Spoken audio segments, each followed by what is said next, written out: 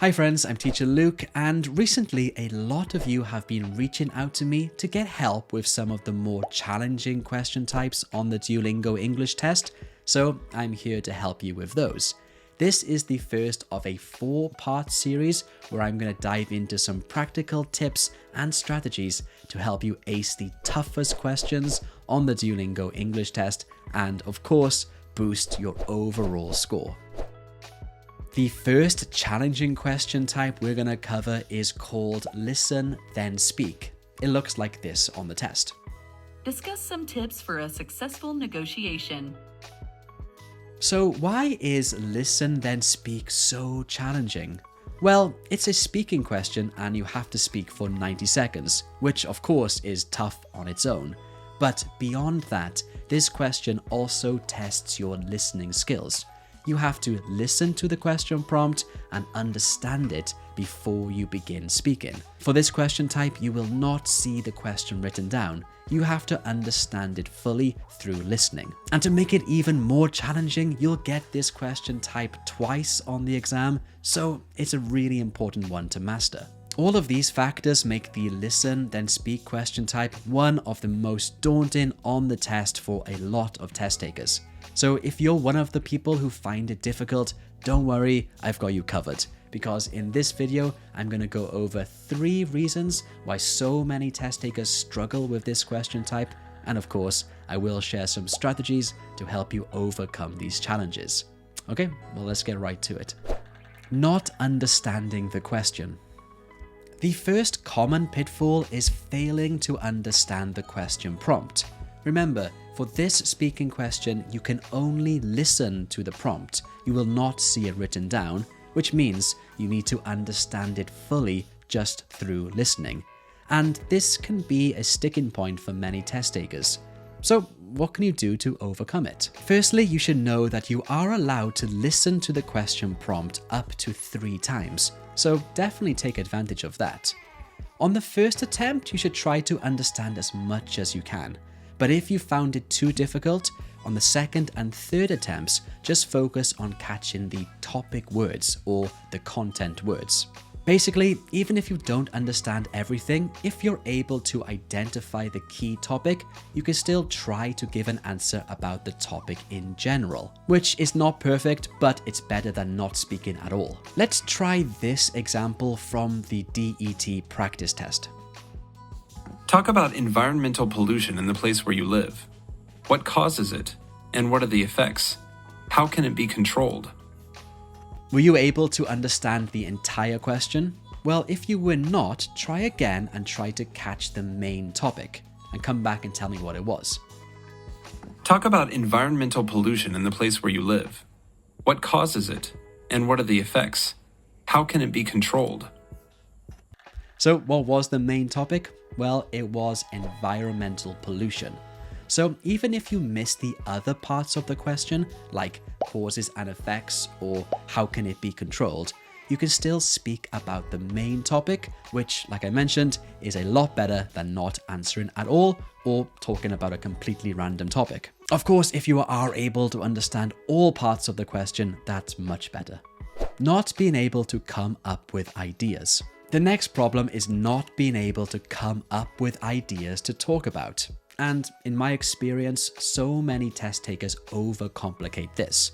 You need to know that there is no such thing as an impressive or perfect score idea. You do not need to think about difficult concepts when answering this question. My advice is to use ideas that are relevant to the topic, easy to think of, and importantly, easy to speak about. Keep your ideas simple, but explain them with lots of details. The DET examines your vocabulary and sentence structure, so use lots of words and different grammatical structures. And it also assesses your task relevant, so your ideas need to be related to the topic. So aim to show a range of vocabulary and grammar and keep your answer understandable and on topic. For example, let's go back to the question about the causes and effects of environmental pollution.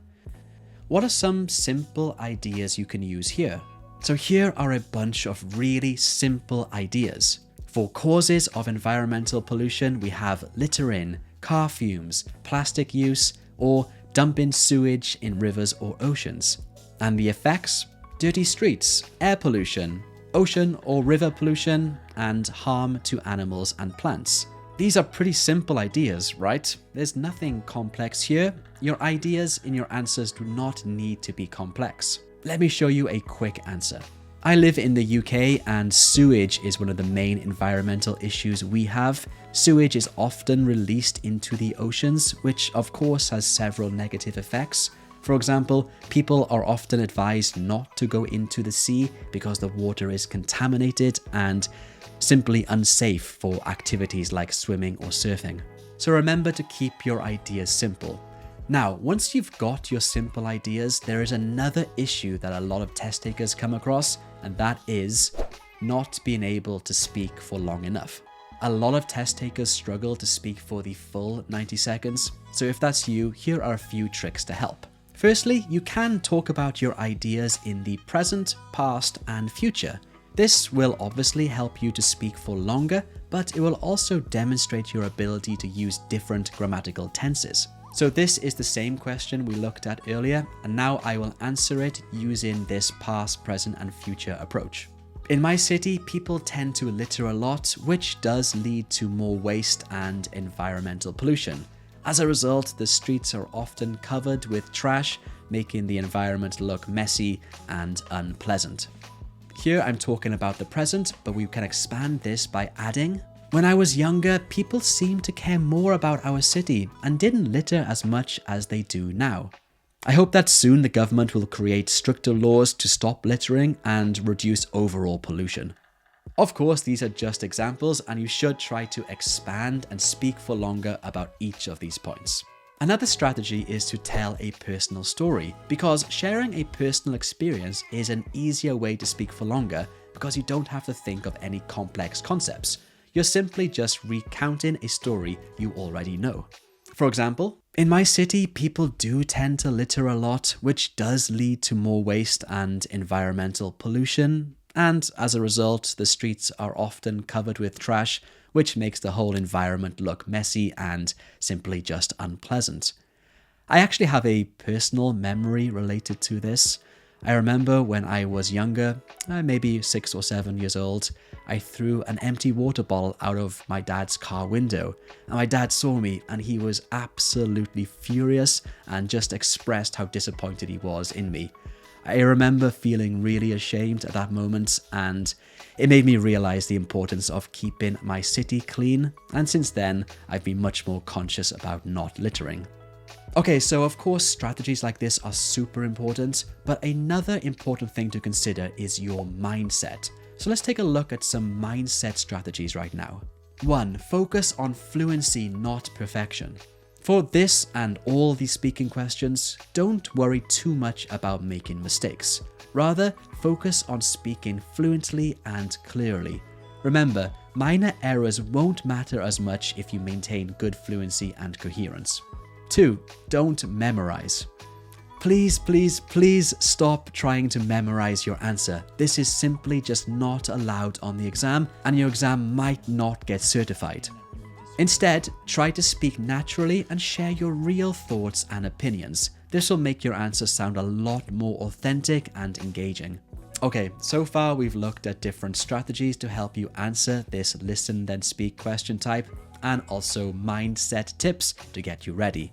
Now you need to practice. So if you look down here somewhere in the video description, you'll see a PDF I made, which you can download completely for free with lots of listen then speak question types on there. This is an interactive PDF, so you can click the button and listen to the question. I recommend you go through each of the questions on there and speak for 90 seconds using the strategies we covered in this video. Another thing you need to do right now is click on this video right here, because it will help you with the speak about the photo question type, which of course is another speaking question on the Duolingo English test.